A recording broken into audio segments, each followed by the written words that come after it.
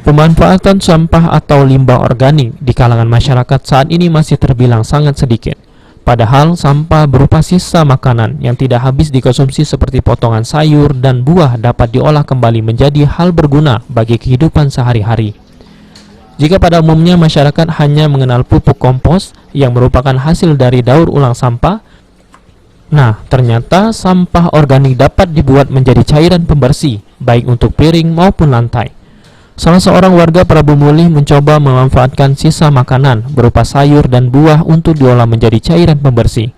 Selain untuk mengurangi volume sampah rumah tangga, cairan pembersih dari sisa buah ini juga ramah lingkungan dan tidak menimbulkan alergi kulit. Bedanya dengan pembersih yang biasa kita pakai itu apa, Pak? Oh beda, yang jelas bahwa ini adalah merupakan bahan non kimia. Jadi memang benar-benar dia organik dan ini ramah lingkungan. Jadi tidak menimbulkan mungkin yang alergi itu kan.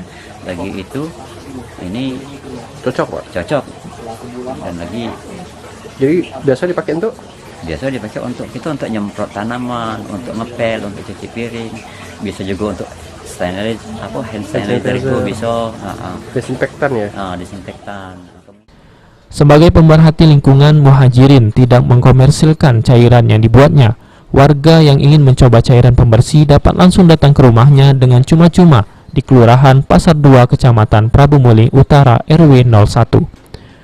Seorang ibu rumah tangga yang sudah mencoba untuk mencuci piring mengaku cairan yang dibuat Muhajirin tak kalah dengan cairan pencuci piring yang dijual di pasaran. Dan yang terpenting cocok untuk penderita alergi sabun dari bahan kimia. Alasannya apa pakai itu, Bu?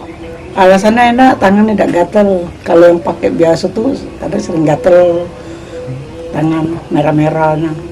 Kalau hasilnya? Hah? Hasilnya cak mana? Hasilnya bagus juga ini.